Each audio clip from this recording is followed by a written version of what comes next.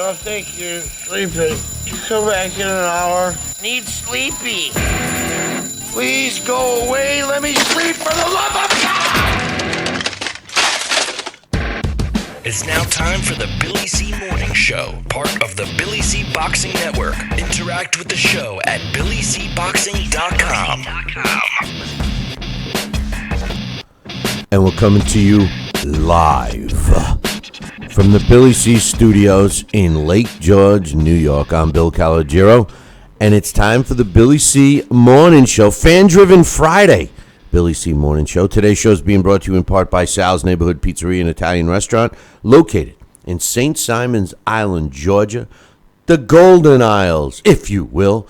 Check out the website, www.salsneighborhoodpizzeria.com, or give my man a call, 912-268-2328, 912-268-2328. Today's show is also being brought to you in part by JKJ Boxing Magazine. Want a free copy?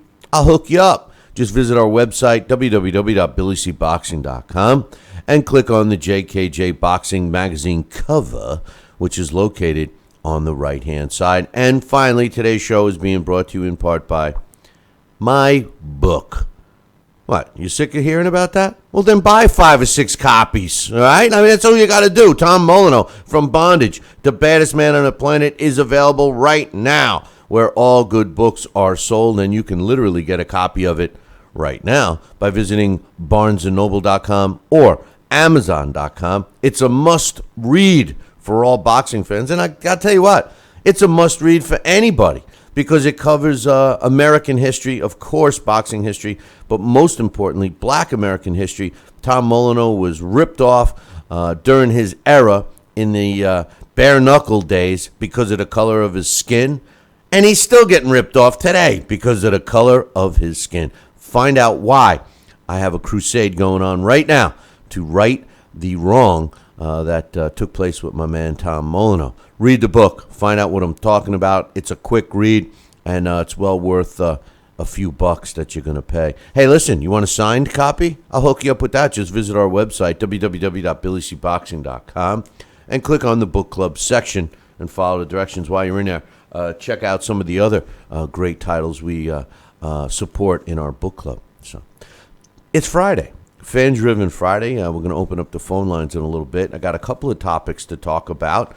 First and foremost, I want to give everybody a heads up and an attaboy and girls for all of the answers that we got for our trivia question. None of them were correct, but I was really glad to see so much interaction, and it is a tough one, and you got to do your research on that one. So we're going to ask it again later on in the show.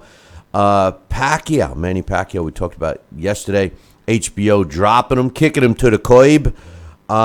He's got some crazy statements out supporting the death penalty for drug dealers. I'll talk about that a little bit later. They announced the Saul Canelo Alvarez, Liam Smith pay-per-view undercard. Now, most of us believe Canelo versus Smith is a terrible matchup to begin with. The undercard ain't all that. This seems like an ESPN Friday Night Fights card, let alone a pay-per-view. We'll talk about that coming up here in a second. But coming up right now, my man, the myth, the legend himself, formerly from New Jersey. He's all right, even though he's a Yankees and Giants fan, but now residing in beautiful St. Simons Island. You know who I'm talking about. Let's hear it for Sal Rocky Senecola. What's up, Sal? Billy, how are you doing, buddy? Good morning to all. How do you like that? And, I was waiting for you to put the enigma word into the introduction, but thank you so much for welcoming me. It's a pleasure to be here as always, my friend. Hey, listen, I know you love when you get a extended intro. I mean, I know it's not like Sal has a big ego or nothing, but then again, I'm a very humble guy. Yeah, I know. And Sal TV 24/7 at Sal's what Neighborhood. Channel my restaurant gets. Yeah, WSAL Sal TV. Oh God, I'll never forget. Just off topic, I'll never forget when I was in there and I was sitting there having a delicious meal, and I said something about, hey, can we change the channel? Something, and at least 3 or 4 of your employees heard it, and they all looked at me with this look of, sheer fear, and they're like, yes, change the channel, please, please. And it dawned on me right then that these poor people are being slowly brainwashed, being forced to watch that 24. I know one thing is for sure. The prereq to after you're working at Sal's for a week is every single fight and the history of Sal Rocky Senecola. Am I right? That's the introduction. That is the first prerequisite. The second is they have to learn every word to every song that plays on that. That too. Oh, that's. Oh, so God. That's why Dean Martin, Frank Sinatra, they're all good repertoire. You can recite any one of their songs. That's right. Those poor people go home with that in their mind. Oh my God. Oh my God. At the end of the night, the end of the night, I'll tell Kelly, she's at the front desk, and I'll say, "Hey, Kelly, you can kill the music or something." It's like, oh, wow, like a sigh of relief. Wow, it's just been 18 hours. Exactly. I love Kelly. Kelly's my girl. She does a great job. As all of them. And Heather, of course, and my man Max. Yeah, come on, Max is the hub. Max is the hub. Max is great. The kitchen. Let me tell you something. I am blessed. I got the best staff around. I've got these guys that they've actually tweaked and adopted and have overcome and have done everything they can to gel and to be a great part of this team. And let me tell you, it's a multifaceted restaurant. There is not one position. If you think one position there is tough, everybody, as much as it is, every position in that restaurant is tough because of the volume, because of the pace, because of everything that we have to be faced with. It's multifaceted on every level. So if anybody complained about how tough it was on their position, until I cross-train them and put them in another position, they're like, "Oh boy!" If you like, I just have one question. If you like them all so much, why do you subject them to the mental anguish and torture that you do every day with Sal TV and the constant over and over and over of all that music? Why do you subject them to that? It's not subjecting them. It's just part of the culture of what we are and who we are. It's part of their job. Basically, I'll tell you what. I have taken a reprieve from the Sal TV. We've been watching the Olympics nightly. There you go. Hey, I'm proud of you. I'm proud of you. That's throwing a biscuit to the dog. Hey, listen. How bad is it when they prefer watching people, swimming and canoeing and kayaking over, Right. But anyway, let's not get into that. Let me tell you something. Hey, can I tell you something else? Go ahead, tell me. We're asking. When I heard you, this is how my mind works. When I heard you introduce or do the plug for Sal's, the advertisement, and you were saying the phone number, you were saying it to a perfect cadence of hitting a speed bag. You're saying 912-223-2368. I mean, that's how you said it. But too bad I said I was hitting a speed bag in my mind while you were doing the cadence. But the funny thing is, I said the right number. You just didn't. You threw half of your own number in there. But anyway. That's a compound number. Yeah, I know. My cell phone. I know that. No. We don't want to. 912-268-2368. Yeah, that's the cadence. That's not even your number. It's 2328. Come on, man. 268-2328 is your number. Oh yeah. Come on, man! It's embedded in my head. I'm just as bad as the other ones. But anyway.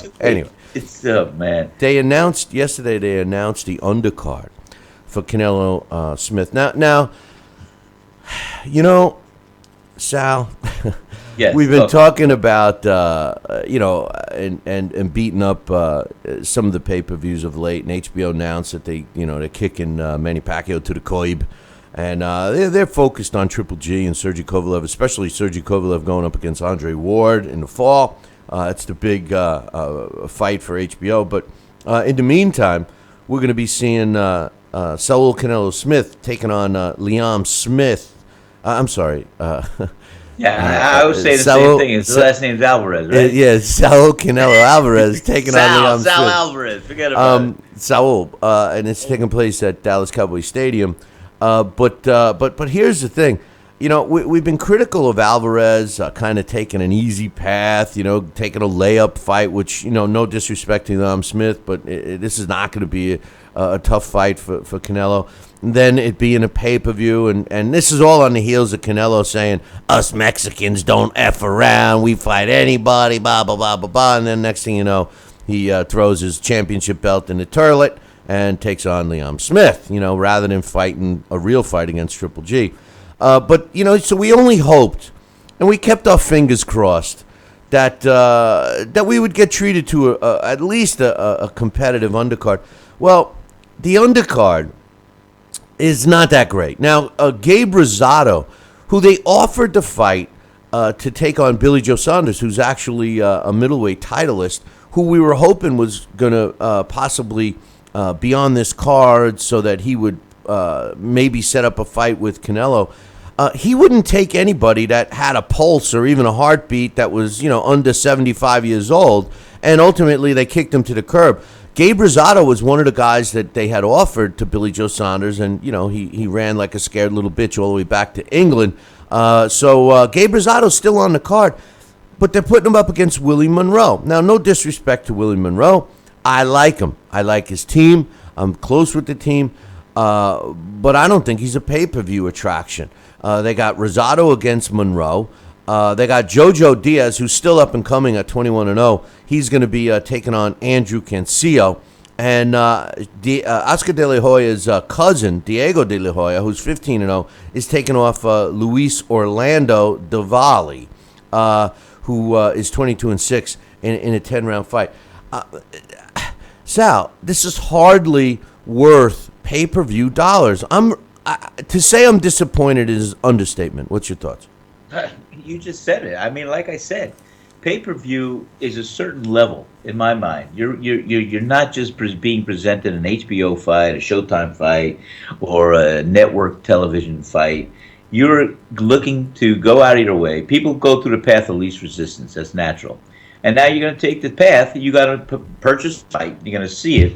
But this does not necessarily validate the cost or the steps to take to watch a fight. It's a disappointing event, cards and everything else, and fight.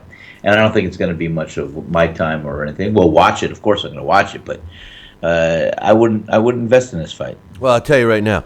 Now Canelo is a top, upper tier attraction. He's got a big fan base and what have you. Yes, he does. But this fight's not going to. I'm being generous by saying it's not going to do 200,000. I'll be surprised if it does $150.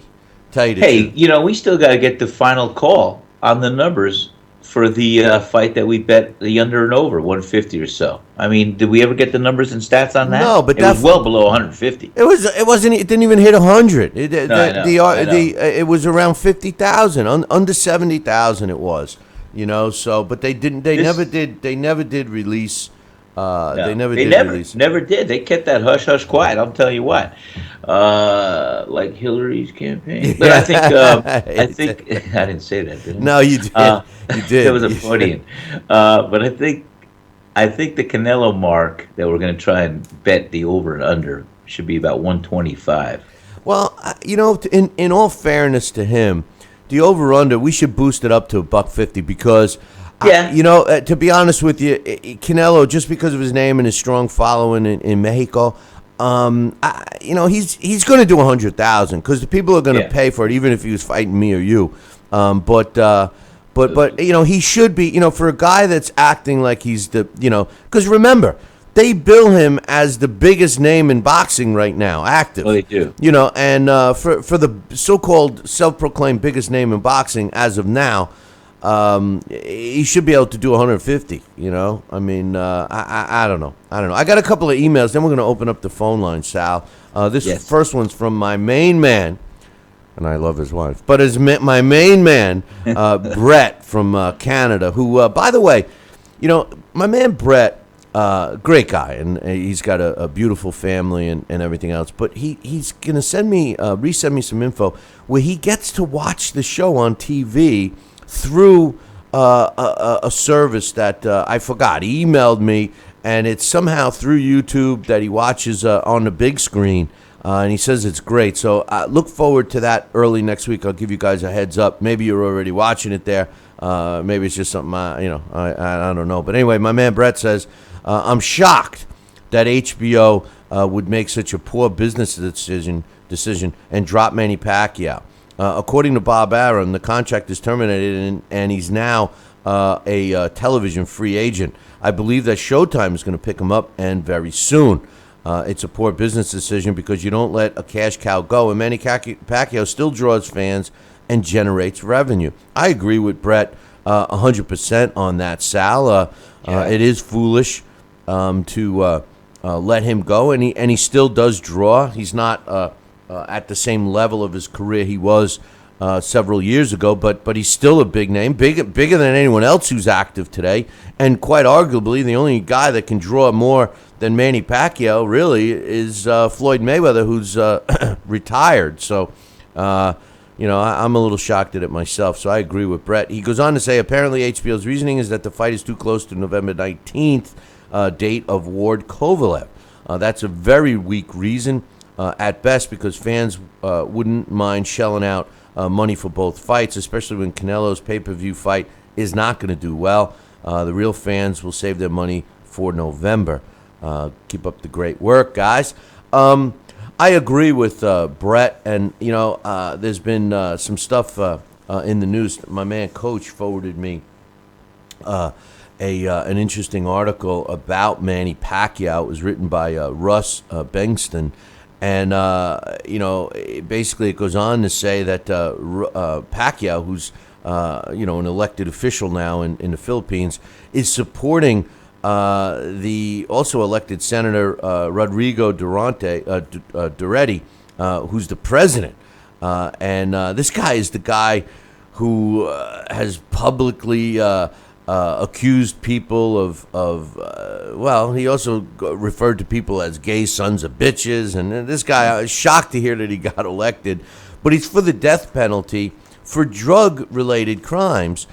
And here's the thing, listen, drugs are no good. We get it, right? And for serious drug trafficking, yes, I think that people should be reprimanded for it. But the death penalty? I mean, the death penalty, whether you are for it or against it, that's a whole nother discussion. I'm not going to get into that. But the truth of the matter is it should be, if it's in place at all, Sal, it should be for someone who does a horrific crime like murder somebody or something like that. I mean, drug traffic, as long as there's not deaths involved, and I'm talking about, boom, boom, bang, bang deaths.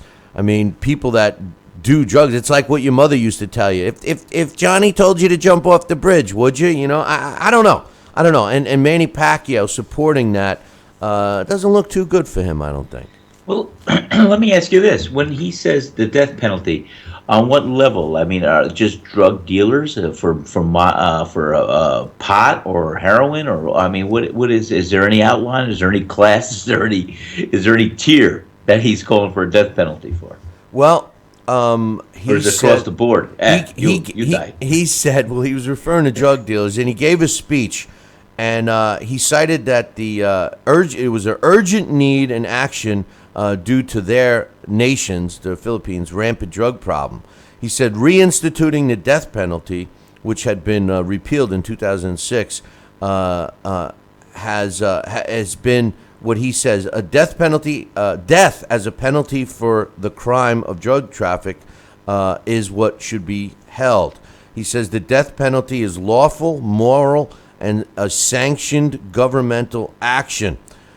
He says, having read the Bible on a regular basis, I'm convinced that God is just not a God of mercy, but also a God of justice. Basically, what I think Manny's saying, Sal, is that kill them all, let God sort them out. That's what I think he's saying, But no, he wants. I could say some things, but I'll share them with you off the air because I don't want to put my foot in my mouth here. But wow, okay. Well, remember, it parallels to another faction of religion that does things in God's name. But the other thing is, remember that Manny Pacquiao lost all his sponsors because of his gays are like animals comment, and maybe that's the underlying truth of why HBO is trying to distance themselves because You're right. it's not politically correct. We live in a world of changes, and I, for myself, believe that everyone is entitled to live the life the way they choose, as long as they don't try to force their particular beliefs and lifestyles on everyone. I believe everyone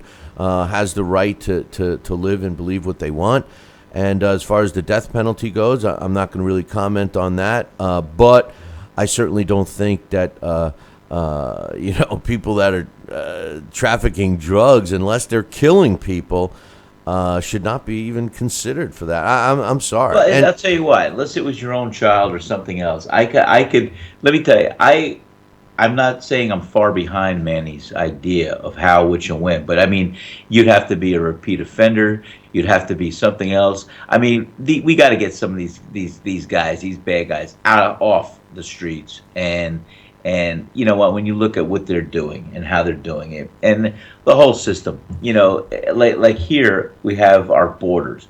The reality of this whole things with the borders, it's been nothing but a private concession that the politicians and everybody else have in place. Because if they were ever serious about sealing our borders after September 11th, they would have taken action September 12th. And that's what I've always said.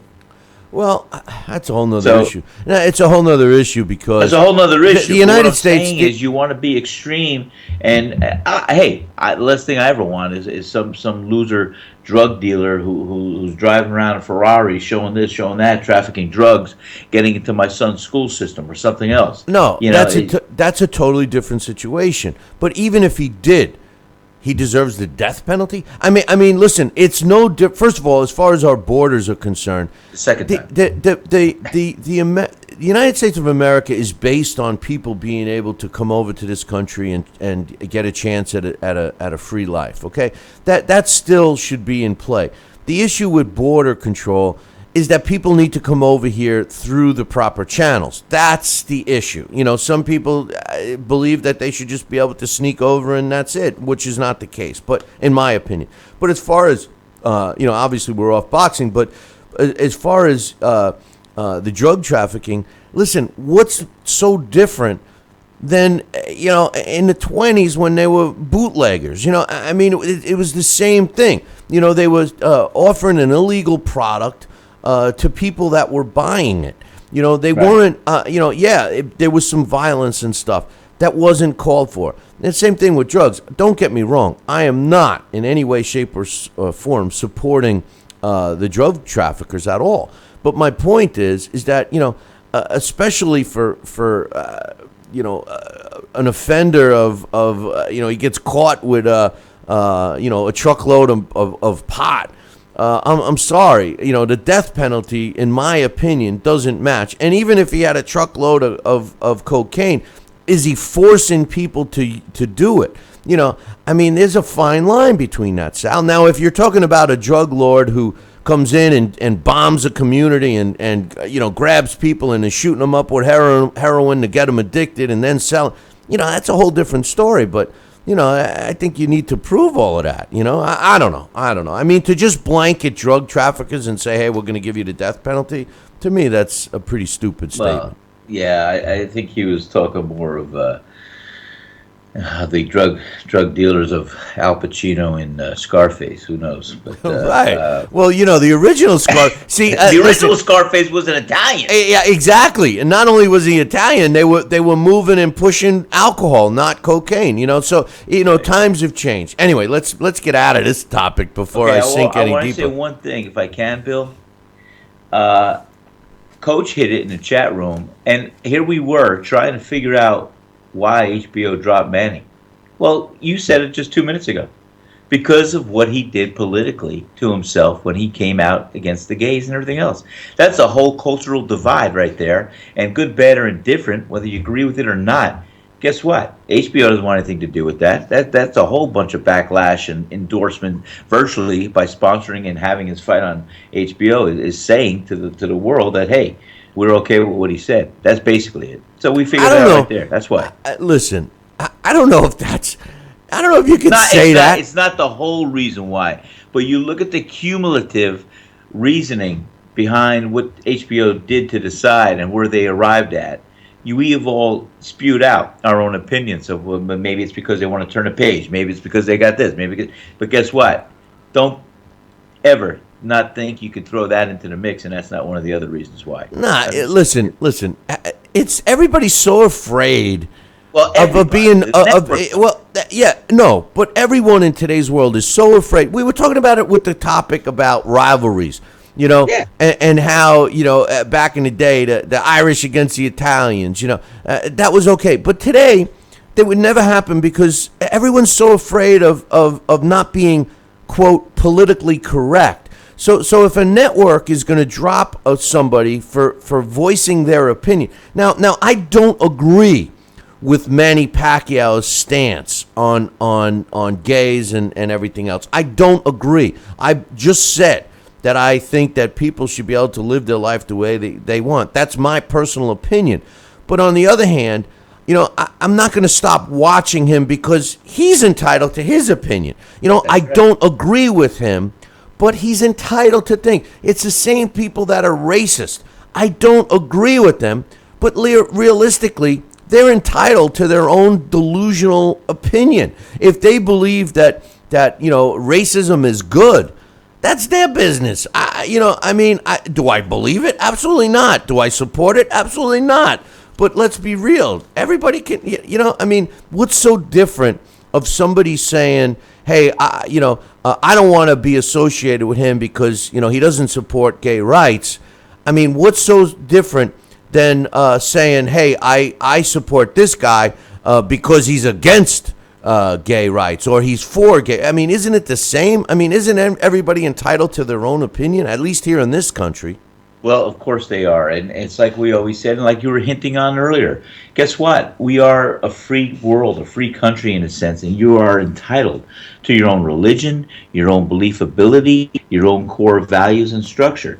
It's just when you impose them on other people, like I said, we're all children of one God. And whatever vehicle you're going to use, whether it's Catholicism, whether it's Protestant, whether it's even in a form of Muslim or Judaism and all the other religions in this world. If there's a religion that you have a relationship with the God above and everything else, and you feel, even if, it's just as long as you're not impressing or imposing it and slaughtering other people for their belief, then you know what? You have every right to believe in whatever you want to believe in, or not believe, not believe. You could be an atheist. That's right. An equal. You don't have to believe. That's what the freedom of our own cognizance, our own mind, and our own free will is all about. And you could like Trump or you could hate Trump. It doesn't matter. Absolutely. You're entitled to your own opinion.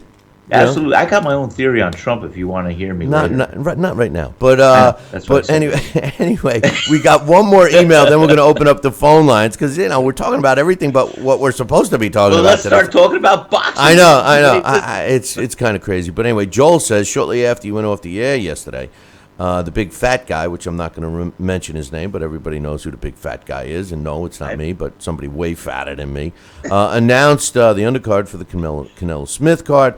You got Gabe Rosado against Willie Monroe, Joseph Diaz against Andrew Cancio, and Diego De La Hoya against Orlando Del Valle. Certainly seems like a card for an LA Fight Club show. What is the official prediction, Billy C., after learning the undercard buy rate? He says, I'd have to say between 150 and 200,000. I agree with Joel. I think it's going to fall somewhere around there. I can't see this fight card going above 200,000. No way, no way, no way. He says, you asked for audience's opinions on the topic of HBO Can and Pacquiao. Well, I think it's the right move. I feel Pacquiao fighting Vargas isn't earth-shattering. They have to move on. He's become a guy who can pick and choose his opponents, and HBO shouldn't have to foot the bill for weak opponents. Joel, you're totally wrong about Jesse Vargas and Manny Pacquiao. Jesse Vargas is far from a weak opponent. This is a challenge for Manny Pacquiao, especially at the state he's in during, for his career right now, his age, et cetera, et cetera. Jesse Vargas is not a layup fight. This is not Floyd Mayweather against Andre Berto. This is a top welterweight, top 10 in the world via computer rating and Billy C boxing rating, and he's a world champion of somebody's title. So Jesse Vargas versus Manny Pacquiao is not a terrible matchup. I'm sorry. I disagree with you, Joel, and I disagree with anyone that says so because it's bullshit. Oh, wait a minute. That was yesterday's word. Anyway, it's BS. That's today's word. So anyway, it's not a weak opponent. You're wrong, Joel. Anyway, he says, on the other hand, I feel that HBO cards are far and few in between for this year, and I hope that they would now spend some money to bring in and up other guys. He says, I like how they use HBO Latino to feature their Latin fighters to a smaller audience, but maybe they can be used as a showbox or similar format to have those guys graduate to a regular HBO event. What do you think? Well, they have HBO After Dark, which is similar to the showbox. He says, let's hope for more productive and boxing-filled calendar for HBO in 2017. Listen, I just think that the budgets have been cut for HBO, and they're putting all their eggs in one basket. To be honest with you, they've jumped on board with Ledebev. I'm sorry, with Ledebev, with Sergey Kovalev, with Triple G, with Andre Ward. Those are the big names that they have right now. If they did want to take some lesser known fighters and start to build them up, maybe that's a smart move. But this year they have fallen deep into the abyss, Sal, when compared to Showtime, who's been very active with their boxing schedule, and they've actually come through with some pretty good fights this year. So my vote right now is Showtime by a long shot. I mean, it's pretty obvious, but I got something for you, man. Phone lines are open, by the way, 845-228-8710, 845-228-8710. There's a fight tonight on Showtime. Jarrell Miller is taking on Fred Cassie. This is the guy that I was talking about yesterday who shoots off his mouth. He's saying he's the best, he's the best, he's the best. He stepped on the scale yesterday.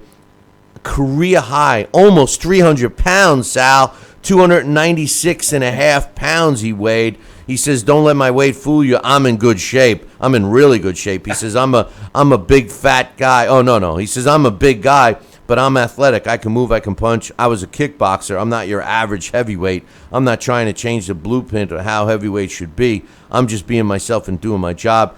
He's fighting the toughest guy he's ever stepped in the ring with, in an 18-5 with a draw, Fred Cassie, who's been on TV in some tough fights. But what's your thoughts on this guy coming in a donut away from 300 pounds, man? Well, I'd like to see his frame. I mean, if he's not distributing that weight in a shape of a muscle and everything else, I mean, this is MMA or this is regular boxing. Yeah, it's a heavyweight fight. It's a heavyweight fight. I mean, the heavyweight fight, we all remember, who was that, Butterbean? Yeah, he's around. He's got a shape like Butterbean. He's the shape of a Butterbean. No, he's not quite. He's big. He's taller than that, but he is a fat bastard, I will tell you that. And I don't think he's that good, and I think Fred Cassie's going to give him a rough time. But anyway, I am going to try and catch that fight, but hey, we can't discount. Remember, there was a fighter back in the day that fought for the heavyweight championship of the world, and his name was Two-Ton Tony Galento. Yeah, well, Two-Ton Tony Galento would have kicked the shit out of half of the heavyweights out there today. You're right. Joining us right now. He would have only needed a ton. That's it. And he was a good guy, too, by the way. I got some stories. I loved him. He came to my Golden Gloves matches, and I met him. He used to love to smoke cigars. Yeah, I have a story about him, but first, let's. We got Joel, I think, on the line. Is that you, Joel? Yeah, what's up, guys? How are you? I disagree with you, Joel, about you're knocking the Jesse Vargas Pacquiao fight. I think that's a good challenge for Manny Pacquiao. But anyway, I just wanted to get that off my chest. What's on your mind today? No, yeah, I just wanted to follow it up. I didn't mean it's not pay-per-view worthy, And what I'm interested now is. This kind of can lead into what's on my mind. Where do you think it lands? Because obviously it is going to be some form of pay-per-view. Do you think it's a top-ranked pay-per-view like they used to do, with the Latin Fury several years ago? Do you think they try to sell it to Showtime? Where do you think this pay-per-view goes in November? Well, first of all, Manny Pacquiao is a pay-per-view attraction. it's just like a Floyd Mayweather. I'm not comparing the two, but Floyd Mayweather, but Floyd Mayweather's fights, you're never going to see Floyd on anything other than a pay-per-view. That's what Canelo Alvarez is trying to do for himself, and that's why we're trying to justify his fight and the rest of the card as a pay-per-view. So with that said, Manny Pacquiao, that's a pay-per-view. Where's it going to land? Of course, it's going to land on Showtime. We're going to hear about a show. Of course, we're going to hear about a Showtime deal with Manny Pacquiao very quickly, and not only that, but this really further solidifies my prediction when it happened last year that Floyd Mayweather and Manny Pacquiao will fight again. This will be Floyd's 50th win, and that fight will happen because Manny Pacquiao will fight Jesse Vargas. It is a tough fight for Manny Pacquiao, and should he get by, because it's not a layup fight, should he get by, it's equal to a Timothy Bradley type fight, should he get by Jesse Vargas, who's a young, tough fighter who takes a lot of punishment and has got a lot of pop behind his punches, if Manny Pacquiao gets behind him, I think there will be a renewed interest in seeing a rematch with Mayweather. And what better to have Manny Pacquiao under contract with Showtime, since Floyd likes to fight with Showtime, and it will make negotiations a hell of a lot easier than bringing in HBO. I think HBO made a big financial mistake. I really do, and I think it worries me that HBO is starting to exit stage left of the boxing business, man.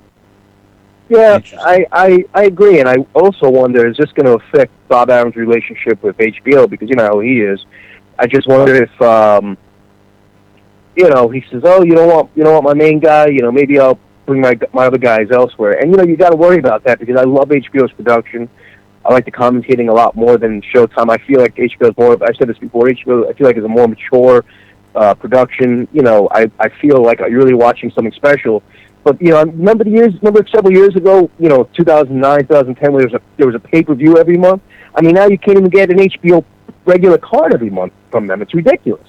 Yeah, it's the whole landscape of pay-per-views and boxing and where you can watch them and stuff. That's all changing. A couple of weeks ago, we were talking about. I was telling what my prediction was about how we'll be viewing fights and stuff in the near future. And I really think it's going towards that model. We're going to pay for what we like in a package, and you're going to end up getting all these types of fights and stuff on a monthly basis. You'll be paying a monthly fee, and you'll be entitled to them, similar to what wrestling and UFC has done. I think we're going to see the same type of thing for everything. And boxing is going to fall into it. Somebody else will be writing the checks, and it won't be the full burden won't be on the fans, I think. And then we also have this weekend. What do you think about Leonard Bundu and Errol Spence? How many rounds do you think Leonard Bundu lasts with Errol Spence Jr.? What's your thought on that? Well, he went the distance with Keith Thurman. Yeah, he did. He went the distance with Keith Thurman. He's not a knockout puncher. I think it's going to be. I think it's going to be a good test for Errol Spence. But all I can say is he went the distance with Keith Thurman. I think I know that I by the way, I think the reason why they're not at the Barclays Saturday, truthfully, is Sunday. Pardon me, is that. WWE is at Barclays Center all 3 days. They have a show tomorrow night for their developmental company. They have a pay-per-view Sunday, and Monday they're at Barclays. Because I was thinking, I said to myself, where is this card? It's at the Barclays, right? And I said, no, wrestling's there. So that's an interesting, concept with that amphitheater. What is it, Coney Island, I believe? But it sucks because it's only one fight. I looked, there's only one. It's only got a 1 hour block on NBC that afternoon. And then I got the SummerSlam on, so I'm going to DVR the women's fight. It's going to be on tape delay anyway. But, it's tough to get excited for one fight. What happens if it ends in 2 rounds? Do they give us another fight? Do they go off the air? I like the idea of a Sunday afternoon card. That's cool. But, I feel like PBC should have given us, at least 2 fights. But I don't think the card is even that deep. I think the main event's only really significant bout there. Of course, the women's bout But I mean, if they wanted to give us that too, but they should have given us a second fight on NBC. And then tonight you have Vyacheslav Shabransky fighting on LA Fight Club on Australia TV. I'm wondering if he's going to step up because he beat Unieski Gonzalez the end of last year, and he's fought this is I think his second or third tune-up fight. And this guy's really moving up in light heavyweight division. I wonder why Golden Boy's not trying to feature him on an HBO card, be it Boxing at the Dark or World Championship Boxing, as the opening bout, because this guy's very talented and he's won some big fights, and I feel like he's graduated from that LA Fight Club scene, Well, it's safety first, Joel. I mean, the sport of boxing is all about safety first. It's not what it used to be, and as long as fans keep buying stuff and watching these fights, that's what you're going to get. And I mean, if guys like Sal and myself and other old guys, if we're the only ones that are bitching and moaning, and the whole new generation, people 38 or 40 and younger are supporting this, then this is what you're going to get. I spoke to a guy yesterday, and he's telling me, he loved. He was a casual boxing fan. Never heard of Anthony Joshua. Never heard of Tyson Fury. Never heard of Triple G. Listen, but he heard of Floyd Mayweather and Manny Pacquiao. He says he buys the Mayweather and Pacquiao fights, and he's a typical casual fan who buys these. And he says, and I asked him, I said, well, you like Floyd Mayweather? He says, yeah. I said, why? He says, because he's never lost. I said, oh. And this was no spring chicken. This was a guy in his mid-40s. And I said, he never lost. I said, he doesn't really engage. He says, well, no one can hit him. I said, how can you hit somebody when you're on the other side of the ring, And he says, well, it's true. And his wife was sitting there going, tell him. We all agree with you but him, But here's the perception. Yeah, but the perception is he couldn't answer any question about the sport of boxing after Mike Tyson, but yet the reason he watches a guy like Floyd is because Floyd's undefeated. So, say what you want about Floyd, but his marketing worked. Well, I want to ask you and Sal, you can chime in too. I'm interested. What do you guys, because you guys really, Billy, I know you're involved in boxing. By the way, that guy that you went to France with, he's fighting this weekend, right? I think he's fighting in where's he fighting? Down south? No, Sean Miller? in Australia. Sean Miller, he's on our... oh, that's right. He's fighting Trent Broadhurst in Australia. He's on our challenge, man. Yeah, that's right. I was thinking about you yesterday when I did that fight. I remember him from when we fought Tony Aberlon. But I wanted to quickly ask you, and then I'll let you go. You and Sal, when you guys get into, because I feel this way with UFC, when you get into a conversation with somebody like you did yesterday, and it's somebody who thinks they know, it's a know-it-all or a casual fan, do you avoid a big, deep discussion about boxing? Because I love talking, like people like Dax and you about boxing. Coach know a lot more than I do, so I can never say, hey, what are you talking about? But, I have a lot of knowledge. I do follow a lot globally. So when you get into a conversation with somebody who thinks they know it all, do you try to avoid it? Do you try to change them and say, hey, you don't know what you're talking about? Because I'm always curious about you with conversations with people who think they know a lot, and then they try to, do you like to get in a conversation with them and try to teach them stuff, or you just try to avoid talking to them because they don't know as much as you and they think they do? Like, how do you deal with those kind of conversations when you meet people? Well, for me, and then Sal can answer, but for me, I'm like 2 degrees of separation from the sport of boxing. So you could talk to me about anything, and I can turn it back to boxing. So the truth of the matter is I don't talk to them in a degrading way, but basically, I could give them reasons why, like I gave the guy yesterday of why I feel about Floyd the way I do, and that it shouldn't be about just wins, and I was giving him examples. I gave him the full definition of the sweet science, et cetera, and whether he buys into it or not, it boils down to the interest level. Why is he buying a fight card? Because he wants to keep up with the Joneses, because he wants to be able to talk about it at the water cooler at the office on Monday. No, really, I'm serious. I don't even mean that in a negative way. That's what some people do. They buy, why do you think a Floyd Mayweather or a Manny Pacquiao sells the amount of pay-per-views they buy when the normal diehard boxing fan are the ones that are buying all of them. So when you see somebody that's got 50,000 views and then all of a sudden they got 1 million, that's casual fans. Those aren't diehard fans. Those are casual fans that want to keep up with the Joneses. So if as far as the fighters, it pads their pocketbooks and bank accounts. It's more power for them. Success to the promotion. I was saying about Andre Ward.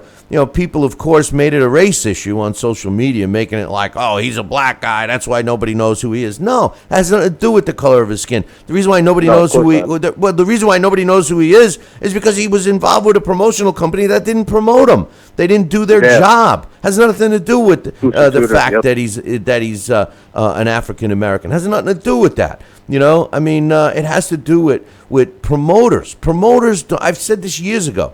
Promoters don't promote anymore. They take the easy way out, and we see it day in and day out when they resurrect a name that's easy to sell, so they don't have to promote. If you had to blame one person, one group of people. There's so many groups you can blame, but if you had to focus on one, I'd put the blame on the promoter for the state of boxing that it's in now. The promoter has to take the heat. What about you, Sal? What happens with you when you get into a conversation with somebody and they think they know it all? Well, when I do that, I try to practice diplomacy, and I'll tell you what, Joe. All kidding aside, yeah, I'll assess where a person's going, where they're from, and where their base is or not. Like when they say, like if they say to you something about, oh yeah, I know Floyd Mayweather. When I hear somebody try to tell me something, like if I'm talking about UFC or MMA, and they say, oh yeah, my cousin knows this, I say, like, okay, I know where the conversation's going. That's nice. I'm glad your cousin knows him. I doubt he does, and I'm walking away. That's what I mean. But go ahead. I'm sorry to interrupt. No, that's okay. I'll engage in any conversation, and if I think dealing with somebody that is just fixated on making a point, I'll allow him to make his point. If I have any feedback to throw in there saying, well, have you ever seen it from this perspective or something else, I'll do that. But I'll quickly assess if I'm going to be wasting my time, and I'm not going to get in a urinating match with somebody over something that I think he's totally clueless and fixated on one direction. But I have no problem communicating and talking and sharing, because I'm a great communicator. There was somebody else there. I can't even come and go to shoes with that. But no, absolutely. I would engage and I would talk, but I would assess quickly where he's going and where his source is and what his base is. And I would not make him feel uncomfortable. I would not make him feel like, what the frick are you talking about? Unless he opened up some things that he wanted to go in that direction. I would be very diplomatic and let him ramble on, and maybe throw out some points to make him think about. But other than that, if a guy's that fixated or that is bent on trying to show how much he knows and everything else, hey, let him spew on. I don't care. Yeah, no, that makes sense. I pick my battles. Yeah, that's the smart way. And I'll pick my battles, and I'll talk with anybody. I try not to, I don't degrade anybody, but if I sense that they're very casual or they try to show off that they know that they're family or they met somebody or know somebody, I kind of figure, okay, you're making the story up. Time for me to move on. Very few people I can talk to boxing about. None of my friends really like it. I call in, I talk to Billy, I'll talk to Dax on Facebook. Dax is a wealth of knowledge, coach, knows the stuff. I mean, sure. That's as far as it goes, really. Well, it's true, and you were saying something earlier, Bill, that I think is something we should definitely touch on. Billy and I are at the tail end of a magnificent generation. We're known as the tail end of the baby boomers. One of the most significant gluts that drove this country with people marketing to us and everything else. You want to know, even now, you hear all these radio stations playing the hits of the 70s and 80s or whatever heck, because those are the tunes that make us feel good. These are the things. All these things they market on TV is geared to a glut, a certain market of people, baby boomers. Well, guess what? The baby boomers are retiring and dying, and they're becoming a dinosaur in the country. And, the post-baby boom era are the young bucks, the guys that are looking at the MMA, are the guys looking at the 20 wins, 0 losses. So, Billy, maybe this is a whole transcending thing where, guess what? HBO and all these networks are key on this. They know marketing to the tail end of the baby boomers is not the future for them, but marketing towards the new generation of the quick results and the zeros and all that is significant, and it's going to carry them and sustain them for the next 20, 30 years. I'm telling you, this is a great educational show, by the way. Thank you very much. That's what I'm talking about when I say that boxing today is not creating lifelong boxing fans. It's creating short term, and no disrespect to the PBC, but their focal point was on a short term boxing fan. You can see it in the types of broadcasts, the way they present it, et cetera, et cetera. You know, Yes. I mean, I'm a lifelong boxing fan because of certain things that took place, during my youth, when I was a kid. And no matter how bad it gets, no matter how much I bitch and moan, no matter how much I complain about how boxing is, that's not going to deter me from watching it. I'm one of those a-holes that will still watch it no matter what. But my concern is for the future and how many people, after I'm looking at grass from the other end, how many people are going to stay with it? You don't stay with a sport that puts you to sleep. I mean, there's so many fights. The majority of the fights that are on there now that we're subjected to are boring with a capital B. I mean, how is that going to keep somebody in? And if I get another email or a social media that says I don't know boxing, that's boxing. No, it's not. That's the bullshit that you've been fed from people that don't know boxing. Go back and watch some of the old fights. That's boxing. Standing toe-to-toe and not being able to hit your opponent, and he's slapping you around like a redheaded stepchild. No disrespect to redheaded stepchildren. But, I mean, the bottom line is you like that one, Sal? That one is the reason why that it's called boxing. You got to be able to not. If you can't hit a guy that's 3 inches away from you and he's slapping you silly, that's a good fighter. If you can't hit a guy that's across the ring but he can't hit you, that ain't boxing. That's running. It's playing tag. You're true. it. Bam. That's right. I play that with my grandkids. I mean, come on. Anyway, Joel, real quick, you love the pay-per-view, huh? You love that Canelo pay-per-view coming up, huh? No, I know this it was about a year ago this week or next week that I ordered the Mosley Mayorga fight, but I can guarantee you, I promise you, I'm not ordering that.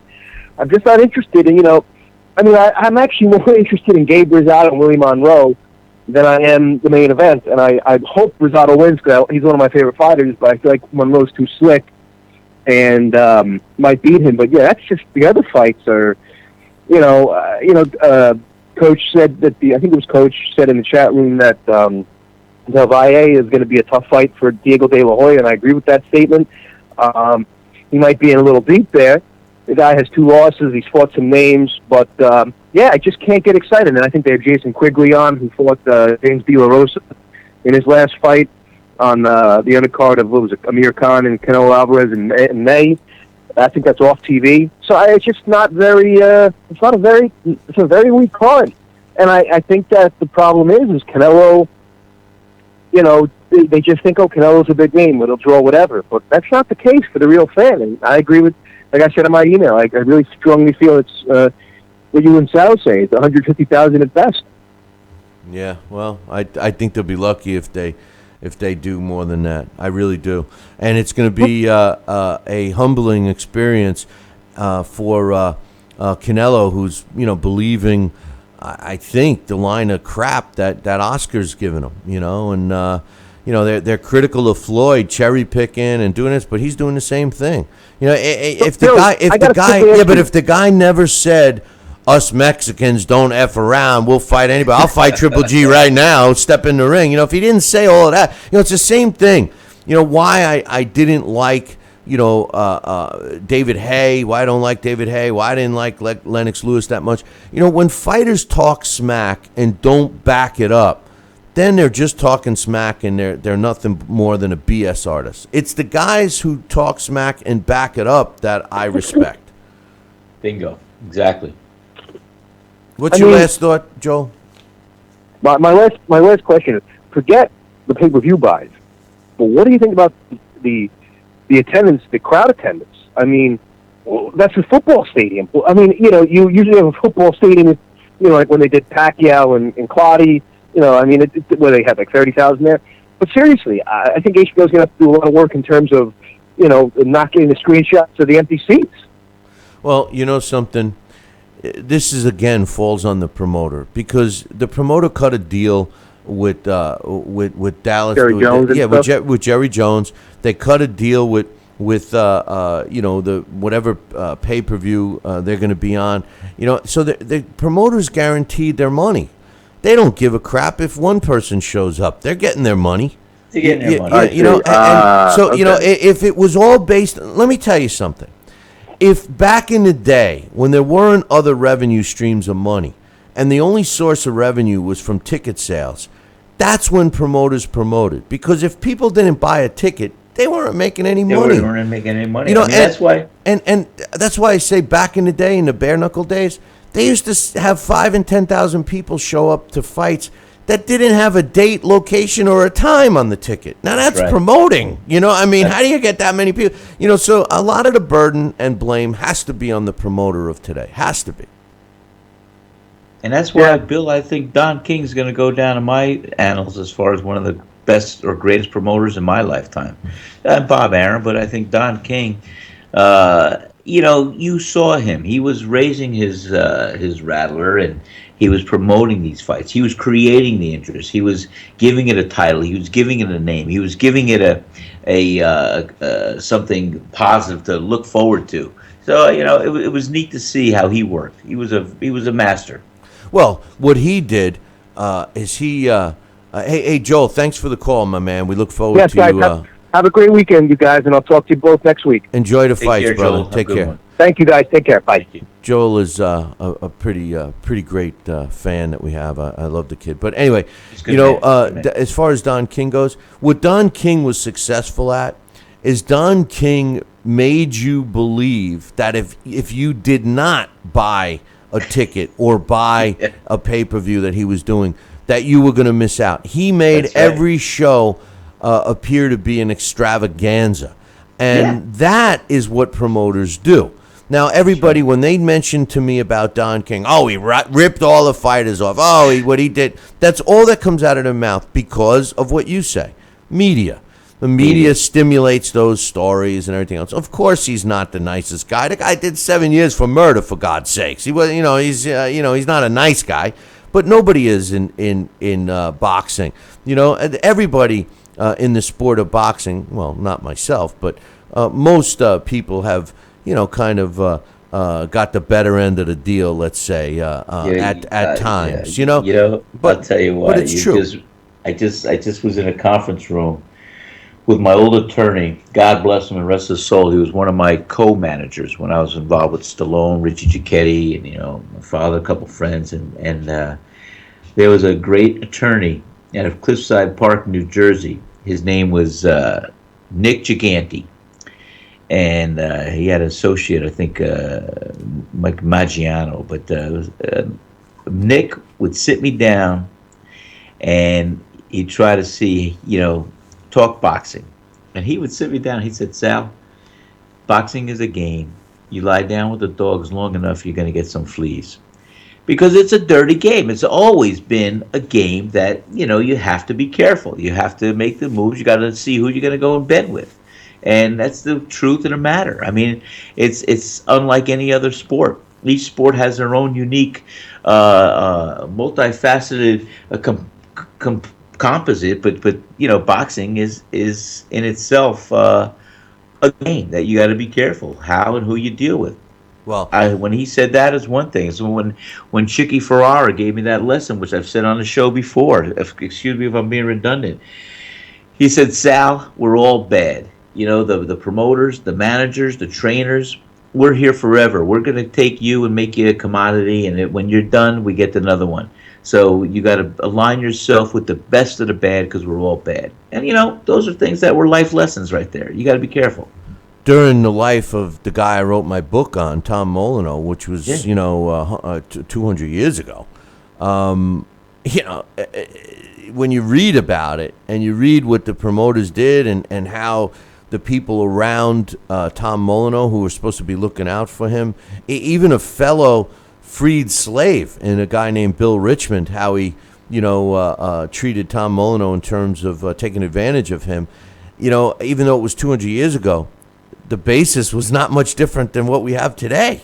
So I mean, the names have changed and the rules have changed, but the way the fight game has been is the same for since it started. I mean, and I'm not suggesting that that's a good thing. But, the truth of the matter is, it is what it is. It is what it is, pal. And that's what I'm saying. You know what I always say, Sal. The game. Sal, you know what I always say. Wherever you're going, there you are. But I love that. Hey, I got some quotes for you. I got some quotes. Joel was talking about the fight this Sunday at Coney Island, which is going to be on NBC. And I hope we do. I thought that we were going to be seeing the Heather Hardy Shalito Vincent fight too on the broadcast. I was sure, but I didn't see that they only blocked out an hour. That's not too good. But anyway, some final quotes from Errol Spence Jr. and Leonard Bundu. Bundu says Spence Jr. is a good boxer. He's probably my toughest fight to date, which is incidentally, is that a knock on Keith Thurman? I mean, Keith Thurman. It might be indirect, Well, Keith Thurman's a world champion and just fought a great fight against Sean Porter. I thought he did. I don't know, But anyway, he says these kinds of fights make me more motivated. I have nothing to lose. I'm going to go give it. I'm going to get in there and give it my all. I have, and I am very confident in myself. I believe I can be victorious. I see his weaknesses, and I have to take advantage of them. I believe I can put him in trouble with my counter punching, but it all has to come together in the ring. I love the challenge. I want to give him his first loss. That's what I got to do. That's in my head. I believe I can be victorious. To me, sounds like he's already doubting himself. He hasn't even stepped in the ring. When I hear stuff like that, Sal, from fighters, I immediately know that doesn't have a chance. Errol Spence said, it's been a long camp. I'm in great shape. I've had a strong sparring partners throughout.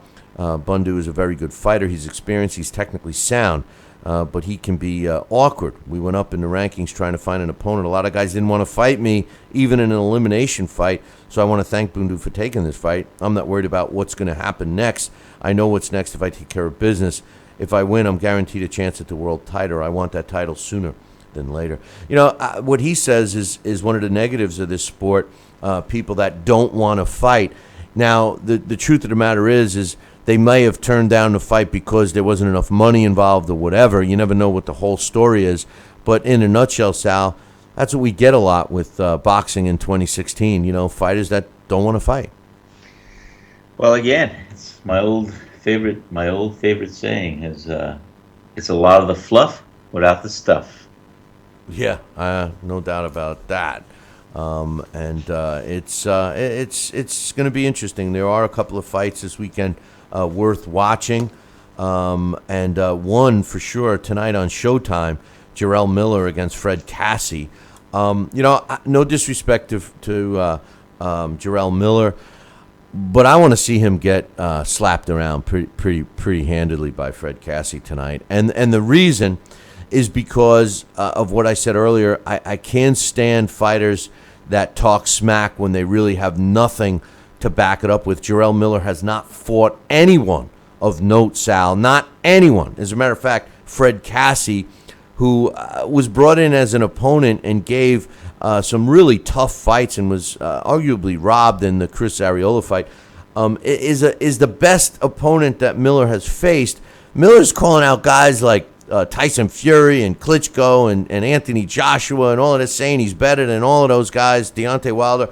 I don't think he's going to get by Fred Cassie. I think Fred Cassie might, unless they paid him off to take a snooze in the middle of the ring. I can't see Miller. I don't see anything about Miller that gets me all going. It really, I see a guy that his discipline should be in question.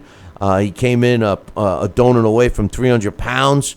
And I just, I don't have faith. I don't want a fat heavyweight. I like Anthony Joshua because he's in shape. I like, Klitschko when he's always in shape. And whether you like Deontay Wilder or not, he's always in shape. I mean, these guys represent the heavyweight division the way it should be.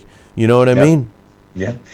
It's amazing, there's so many things that you bring back, so many good memories. But that's what always my trainers used to say. Don Turner, this one, that one, would always say, "Hey, you got to always stay in shape because you never know what's going to happen, what's going to come across, and how you're going to have to step in and fight in 2 weeks when something might happen." Yeah, and it made sense because there were some of those positions when all of a sudden, boom, a fight came up, and and I took it, and that was it.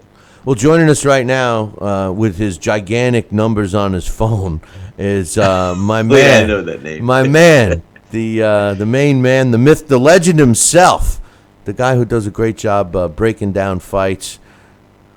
Dax Khan joins us. You got the giant buttons today, Dax, or what? I do. Matter of fact, I have even the bigger ones. I had that starter phone you used to see That's on what I mean. the electric company in Sesame Street. Yeah, that's the one you got. Wow, What he has, he's lying to you, Sal. What he has is like, a table. He's got a full-size table that you would sit and eat at, a whole family of 25, and it's basically his phone pad. I mean, he's got to stand on the numbers to make a phone call. I've seen him do it. It's like a game of Twister. It is. When It you dial is. a phone in my Hey, house, that's a new game that board scene for from Twister. Big. Yeah, that's Remember what the movie Big? Yeah. Yeah. That's what It's it like is. that scene. What we do is we dance around from number to number. That- We jump around. That's what they do. And while he's If talking, you call long distance, you're tired. I know. I can see that being a new You know, treadmill. if he's got to hit the 1 first, that extra button that takes, because if it's a 1 and then he's got to go all the way down to the 9, he has to go a quarter of a mile to get to the 9. Forget about Try it. calling international on a hot, humid day. You're going to have an asthma attack. That's funny stuff. What's up, my man? This Jarrell Miller's got me going. Dude, I mean, how can he talk as much smack as he does and then step on that scale and the scale read, everybody says it read 296 and a half pounds. Really, it said, come on, one of you fat bastards got to get off. I mean, come on. We're pushing 300 pounds. You hit it on the head the other day, the way he beats his chest. There's a difference between going out there and wanting a big fight and then just being, truly arrogant. When you break these guys down, you look at his last 4 opponents. Nick Wallace, I think Dennis might be the best guy he's ever fought. And I think Miroslav XL Holmes was a guy that was 2-5. He lost like his last 6 in a row. But you break down their numbers against the guy who's calling out Anthony Joshua. Jarrell Miller's last 4 combined are 42, 11-2 with 33 knockouts. Joshua's are 77-0-1 with 62 knockouts. And Jarrell Miller's putting him on notice. The funny thing is, and it's really not funny, it's sad.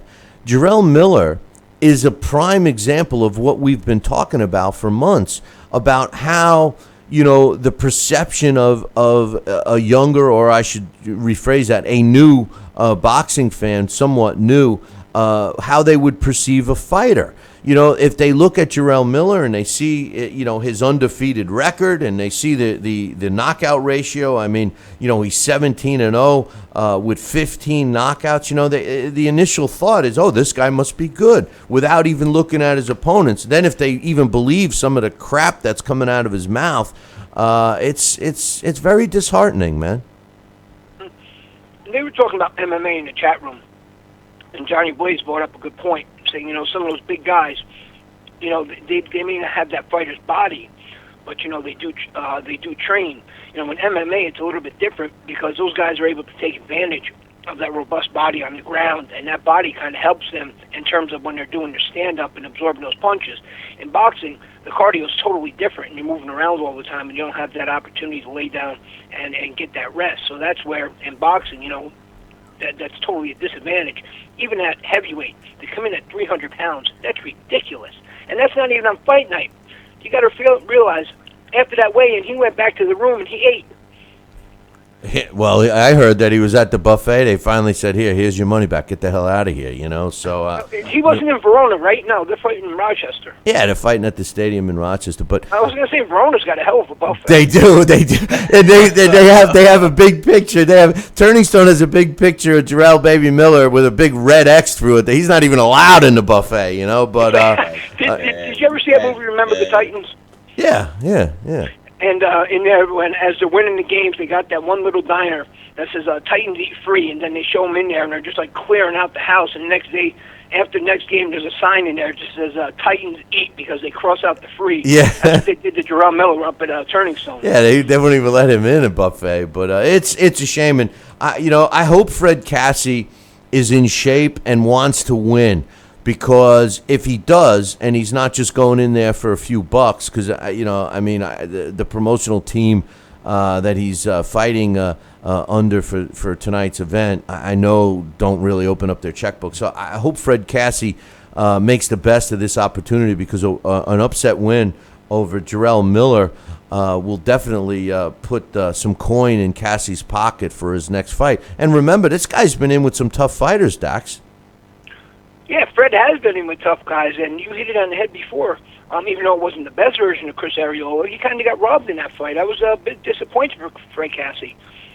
Oh, I know. I mean, no, it wasn't his Huey fault. Fury, matter of fact, in the Huey Fury fight, he was behind on the cards, but Huey Fury's better than anybody that Fred is better than anybody that Jarrell Miller's ever faced. Fred Cassie only lost that by technical decision. Same thing with Dominic Breazeale, a guy who Anthony Joshua, pretty much destroyed. But again, Dominic Breazeale, a big puncher, more agile, a better boxer than Jarrell Miller. He only lost by decision. So this guy is, he's a serious guy in there. I think the only person to stop him might have been Amir Mansour. And I believe actually Fred Cassie was winning that fight before the stoppage, wasn't he? Yeah, he was. He was winning that fight, and a lot of people felt that stoppage was premature, so that they should have given him another shot to continue because of how the fight was going in the beginning. So, listen, it all depends on where Fred Cassie's mind is at.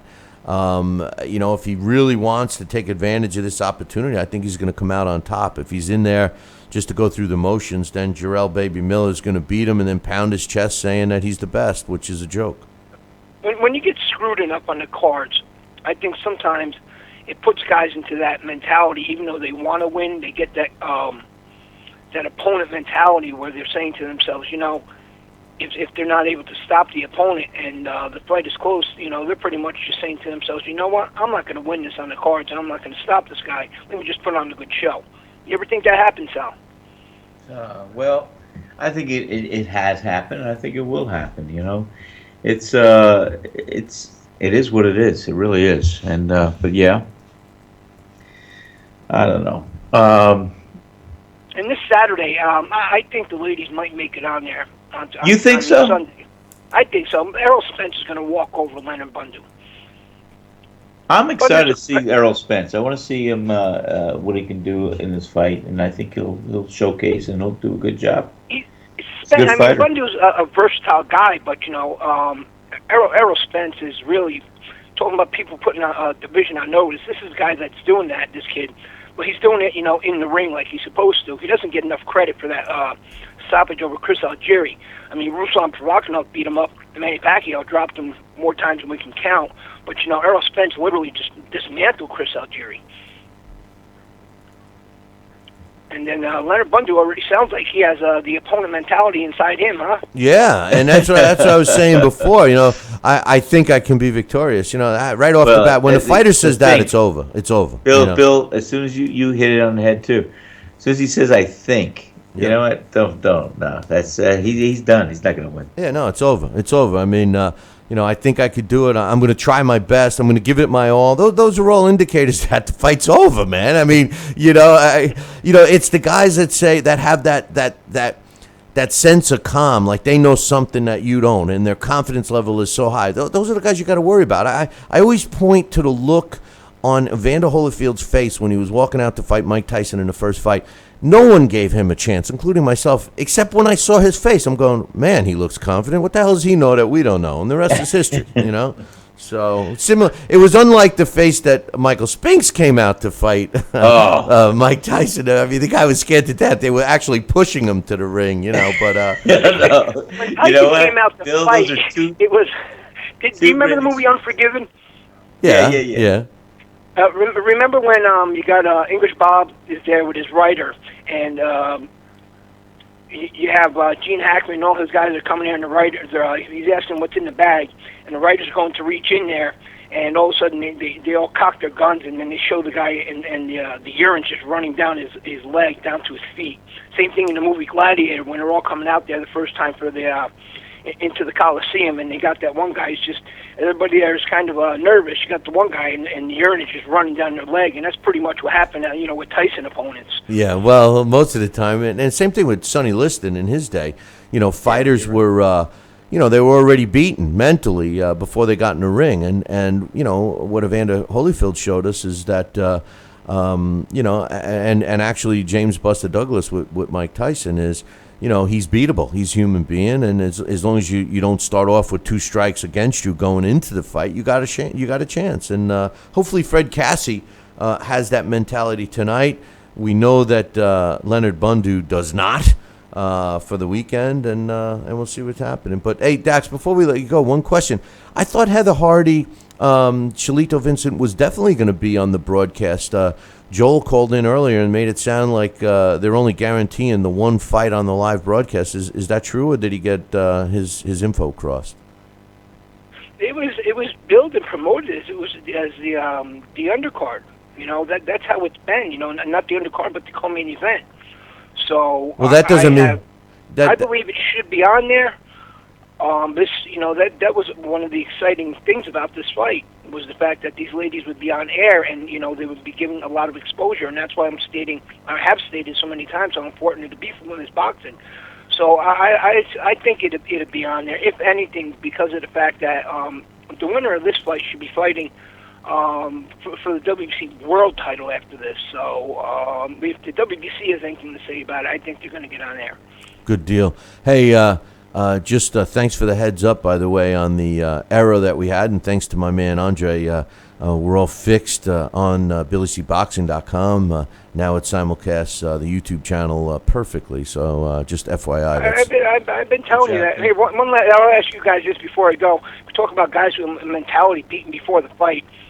Whether or not it really happened or it didn't. I remember watching, just the other day, the movie The Greatest with Muhammad Ali was on when he played himself, and Ernest Borgnine played Angelo Dundee. And they got that scene where Ali goes over to Liston's house when he was young with the bus, and he comes out and he throws the bear traps on the lawn. No kidding. Yeah, he literally throws bear traps on Sonny Liston's lawn. He shows up about 2 o'clock in the morning. He's saying, I want the bear.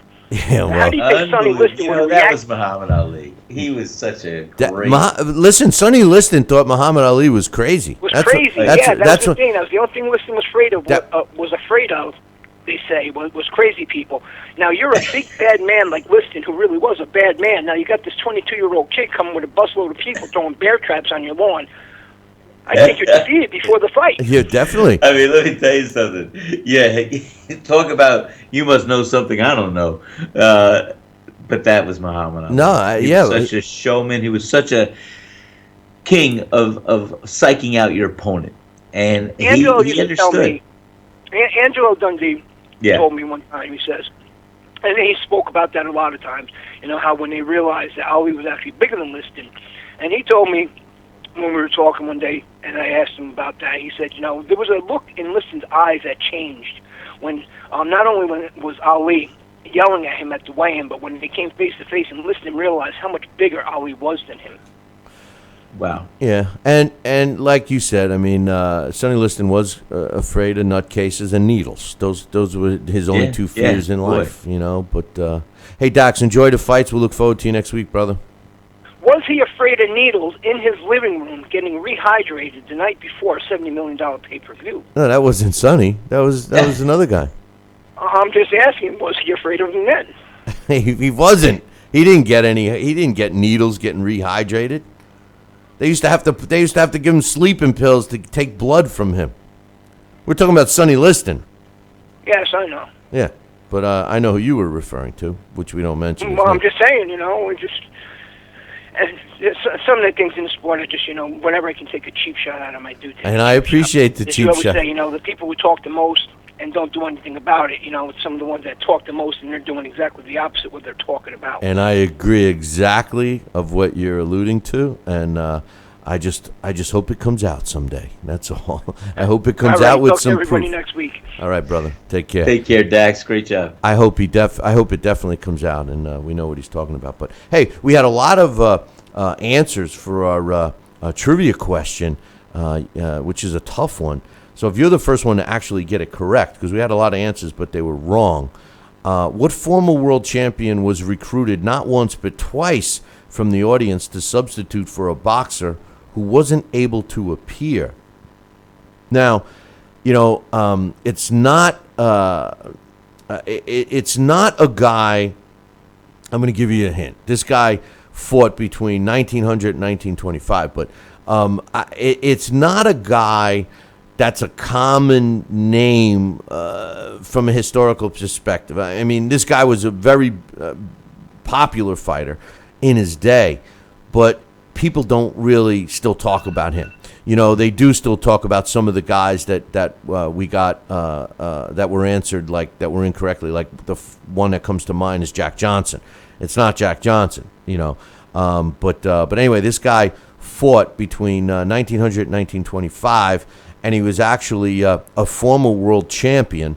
And the question is, what former world champion was recruited not once but twice from the audience to substitute for a boxer who wasn't able to appear? If you're the first one to email me the correct answer, Billy@TalkinBoxing, that's TalkinBoxing.com, you'll win a great prize. And no, it's not Jack Dempsey either. I know Sal. I was going to say that. That was my answer. I know. No, or I think I emailed you yesterday. Either gentleman Jim Corbett, John L. Sullivan. No, you put those answers in the chat room, and I said no to all of those too. So now you got some guys' names that it isn't. So this day in boxing history. On this day, August 19th, 1995, terrible Terry Norris knocks out Luis Santana in the second round to regain the WBC World Junior Middleweight title. Took place in Vegas. On this day in 1990, Maurice Blocker, another guy that was pretty good and forgotten. Wow, he wins a 12-round decision over my man, Marlon Starling, to win the WBC World Welterweight title. Took place in Reno. On this day in 1995, Philip Holliday knocks out Miguel Julio in the 11th round to win the vacant IBF World Lightweight title. Took place in Sun City.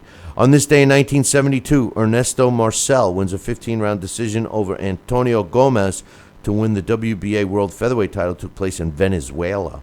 And on this day, August 19th, 1995, Mike Tyson starts his comeback trail after serving prison time for his rape conviction with an 89-second knockout over Peter McNeely in their scheduled 10-round heavyweight fight, which took place in Las Vegas. Mike Tyson improved to 42 wins and 1 loss, with 37 coming by knockout.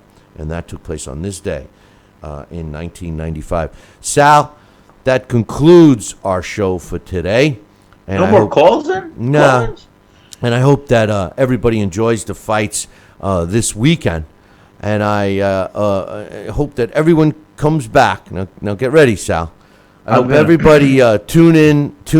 Now you got me all.